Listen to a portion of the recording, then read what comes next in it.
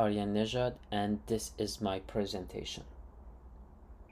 We all remember a day a reporter asked someone in the White House, "Why do you keep calling this the Chinese virus? There are reports of thousands of incidents of bias against Chinese American in this country. Why do you keep using this?" And we all remember the answer. A number of factors have led to this rise of anti-Asian hate during this pandemic. One is obviously the inflammatory political statements of certain politicians during this period of time.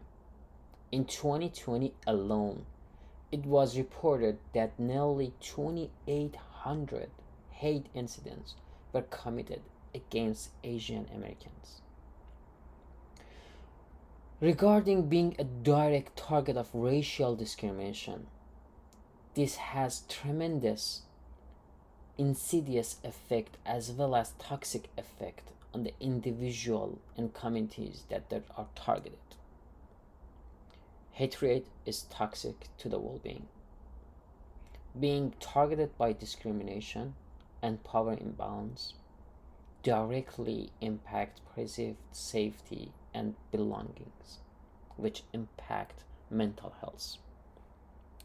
At the end of 2019, health report came from China about increase in case of pneumonia of unknown origin.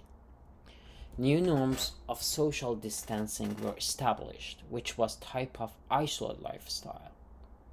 Asian Americans have gone experience hard time of racial tensions. They have been specifically targeted despite the pandemic affecting people from all races.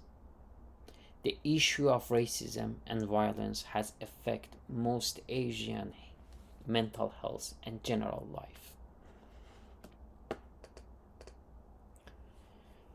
It has increased hatred towards the Asian American according to the report provided by the Federal Bureau of Investigations.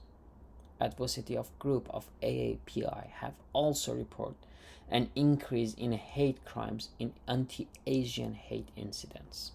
And here's the resource which is I'm going to add it at the end of the PowerPoint. COVID-19 outbreak has increased the hatred towards the Asian American. It has contributed to the more discrimination towards them because the virus first originated in China, which is an Asian country. They have been treated unfairly, especially during the first week of COVID-19, because they were feared to have the virus even when the case of COVID-19 were lower among them compared to the other races. Most Asian Americans have reported high case of mental health issue as the result of discrimination and violence against them, especially since the outbreak of COVID-19 pandemic compared to the other races. Most cases of mental health have also improved due to the increase of violence and discrimination against the Asian people. The case of mental health involve physical violence and aggravation. The Asian American have experienced verbal and physical violences, which is driven by xenophobia and personal level of racism. After being victimized, most Asian American goes through disturbing thoughts and experience several mental effects compared to the victims of the other crimes. How radical discrimination and violence against Asian American can be reduced. A national action plan against the racial discrimination, which outlines the approach required to combat racism and xenophobia, should be established to combat the issue.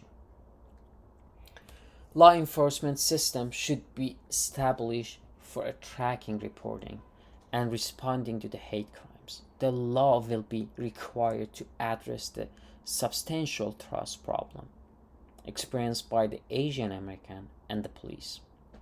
which will ensure that the police will handle them with the care and courtesy. The law enforcement system will also provide resources to the Department of Justice to assist the state in identifying hate crimes. Healthcare system and clinical should also be prepared to deliver trauma care to Asian American patients. Consequently, the clinical should be trained on how to deal with a more culturally diversity to build a trust with the patient. Government should also work towards eliminating bias in health reporting. The World Health Organization had initially stated that the racial discrimination language could result in stigmatization and scapegoating that may interfere with an unified response. They will assist in ensuring that Asian Americans are not associated with the COVID-19. And these are my references. Thank you.